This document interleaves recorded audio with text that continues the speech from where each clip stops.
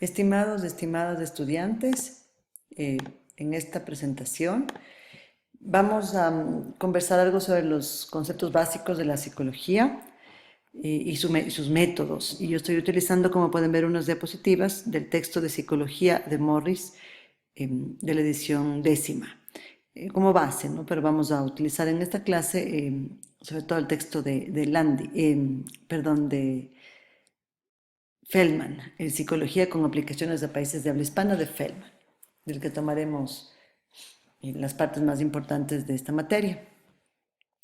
Quería primero hablar con ustedes de qué es la psicología. Ya hemos visto en otra presentación algunos mitos, hemos quitado algunos mitos de la psicología, y yo quiero contarles ahora sí lo que es la psicología. La psicología es entonces, estos son los temas que vamos a ver, vamos a preguntarnos qué es la psicología y también quiero que vayan reflexionando qué saben sobre ella. Hay muchos mitos, hay muchas equivocaciones. Hay gente que piensa que la psicología es leer la mente, por ejemplo, lo cual es falso. Hay gente que piensa que la psicología tiene respuestas fáciles para las preguntas, lo cual también es falso. También vamos a describir los métodos de investigación y vamos a reflexionar sobre la ética y la psicología en investigación en seres humanos y animales. Obviamente lo que yo voy a hacer es una visión muy rápida porque esto lo tienen en las lecturas de esta semana. Primero vamos a definir lo que es la psicología. Para esto voy a usar este concepto de aquí abajo y voy a trabajarlo un poco más. Algunos autores mencionan que la psicología es una ciencia de la conducta y procesos mentales, lo cual es cierto, y tiene un poco esta doble visión de conducta por lo observable y de proceso mental por lo no observable, ya que hubo mucha discusión durante algunos años, vamos a verlo en la historia, de los psicólogos de que si la psicología debía trabajar solo con lo que se observa, que eso dirían los conductistas, mientras que otras escuelas como los cognitivos, psicodinámicos, van a trabajar con lo que no se observa, incluidos procesos mentales.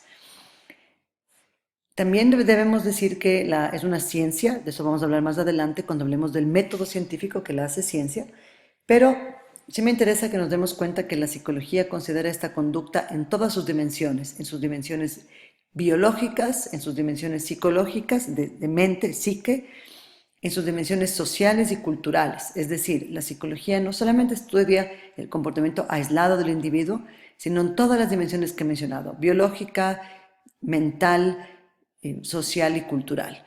Esto hace que la psicología tenga una visión amplia sobre la conducta, sobre lo que sucede con el ser humano y que muchas veces estas visiones no coincidan o que no siempre lleven al mismo lugar. Yo suelo decir a mis alumnos que la psicología es una ciencia multiparadigmática, es decir, que en una misma ciencia puede haber muchas discusiones respecto a las razones por las cuales sucede algo o deja de suceder. Vamos a revisar en esta diapositiva también que la psicología tiene diversos campos y aquí solo están algunos. Hay psicología del desarrollo, psicólogos especializados en la parte fisiológica, psicólogos del área experimental, psicología de la personalidad, psicología clínica y consejería, psicología social, psicología industrial, psicología educativa.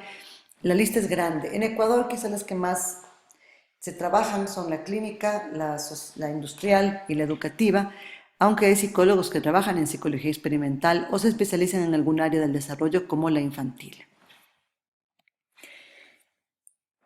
Hemos visto de manera muy rápida el concepto de psicología y yo siempre pongo este ejemplo a mis alumnos de que la psicología es la ciencia de la conducta, es decir, se preocupa sobre la conducta humana, pero las personas siempre se preocupan por la conducta humana. Cualquier grupo de señoras en un café, en un té de viejas, está preocupada por la conducta humana.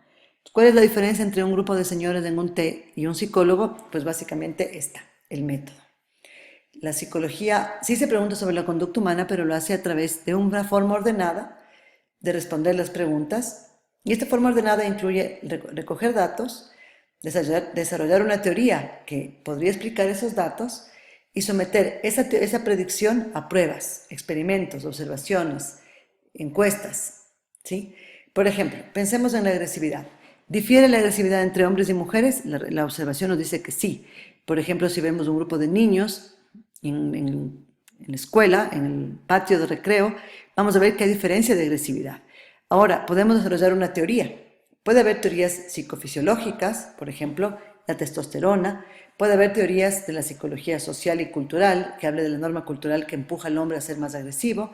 Puede haber teorías desde la psicología evolutiva, que dice que el hombre estaba encargado de cuidar desde tiempos inmemoriales a la manada, y ponemos puntos suspensivos porque las teorías para esto son muchas, podrían ser más de una. Y cada explicación es una teoría. Entonces, se recoge datos, se desarrolla una teoría y luego tengo que someter esta teoría a algún tipo de experimento, prueba, observación, algún tipo de método para determinar si esa teoría es cierta o no. Entonces, la teoría es la explicación sistemática de un fenómeno que agarra lo que se observó y puede predecir nuevos hechos. Y de la teoría se deriva la hipótesis, que son predicciones específicas que se pueden comprobar. Yo podría decir, tengo la teoría de que la norma, de que la testosterona es la que marca la agresividad en los varones. Una hipótesis podría ser, si a un grupo de varones les aumenta la testosterona, vamos a tener hombres más agresivos. Entonces ahí tengo una teoría, tengo una hipótesis y tengo un experimento. Vamos a poner un grupo de hombres sin testosterona y con testosterona a hacer alguna actividad y veremos si incrementa su agresividad. Entonces ahí tengo un ejemplo de cómo una observación me llevó a una teoría y una teoría a una hipótesis, la hipótesis a un experimento. En psicología hay algunos temas que son recurrentes.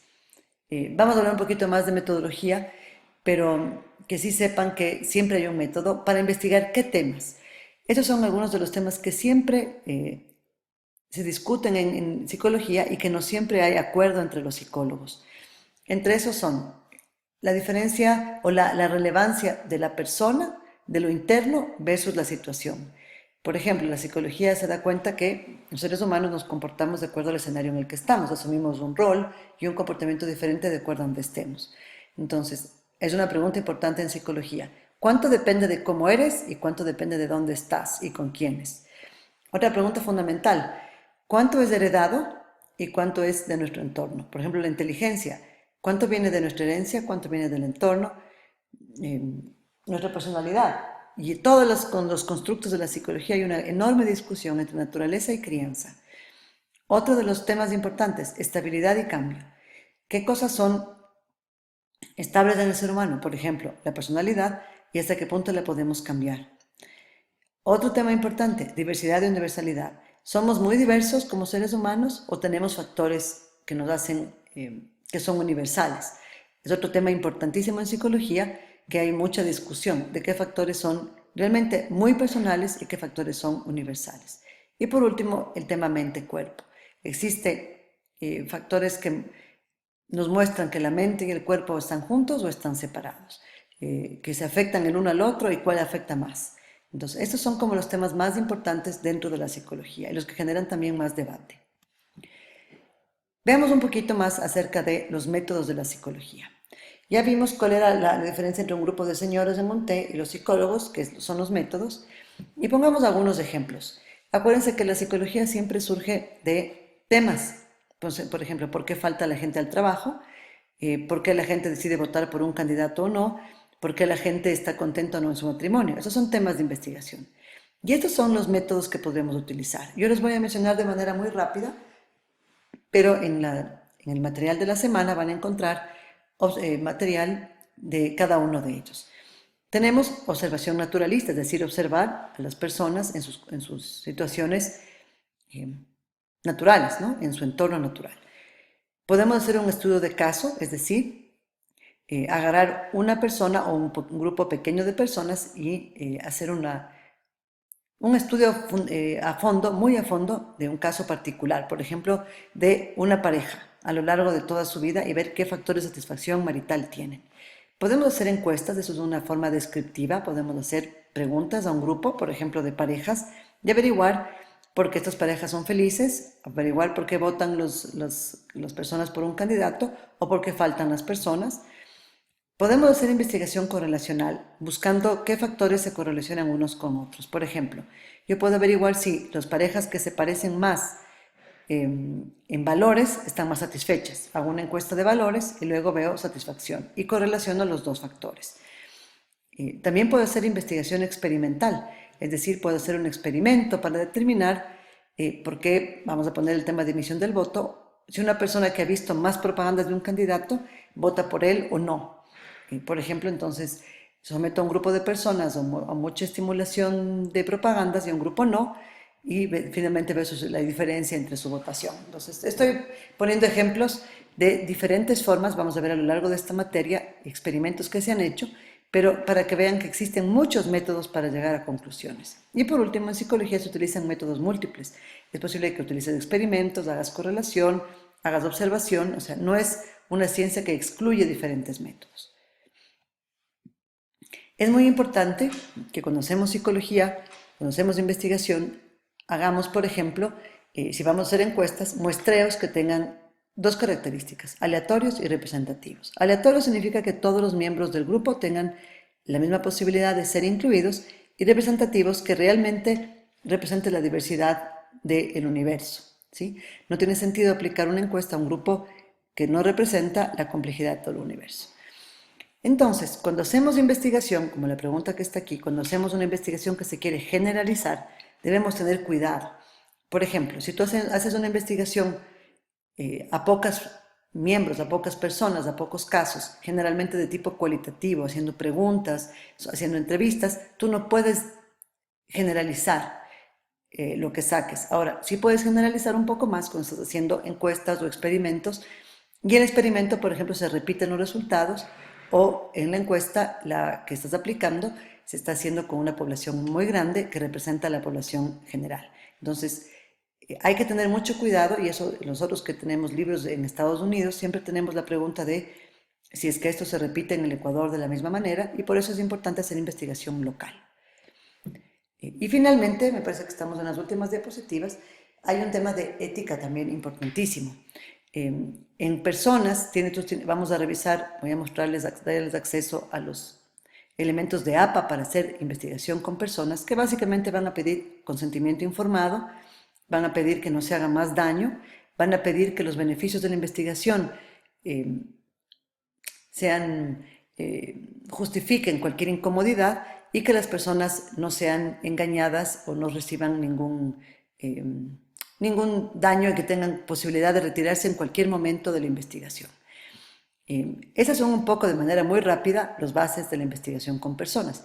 Con los animales es evidente que la psicología ha hecho mucha investigación con animales. Vamos a hablar de los conductistas, por ejemplo, que hacen investigación, pero siempre se procura que los animales tengan también un trato lo más digno posible y que no se les haga ningún daño, además que no se haga ningún procedimiento que no sea ampliamente justificado por el beneficio del resultado que vamos a obtener. He hecho de manera muy rápida una descripción de lo que es la psicología, una descripción de sus métodos y una descripción de la consideración ética al investigar. Finalmente tengo un par de minutos para contarles la diferencia entre un psiquiatra, un psicoanalista y un psicólogo clínico, que son algunas de las carreras en el área de la psicología vinculada con el apoyo a personas con problemas. El psiquiatra es un médico que puede medicar, puede asignar a los pacientes, por ejemplo, pastillas antidepresivas, ansiolíticos, etc. Un psicoanalista es un psicólogo, generalmente que ha tomado una especialización en el área, en la teoría psicodinámica freudiana, y que utiliza un método muy específico, generalmente con alguna metodología particular como asociación libre de ideas, como interpretación de sueños, mientras que los psicólogos clínicos generalmente son psicólogos que pueden tener una línea psicoanalista o no, pero que también generalmente tienen un sistema más, una metodología más ecléctica, es decir, que toman diferentes métodos, diferentes estrategias para enfrentar los problemas, sobre todo de personas que requieren apoyo psicológico para tener una mejor salud mental o para prevenirla. Esto es lo que vamos a revisar hoy día, y seguiremos trabajando en estos temas en las siguientes sesiones.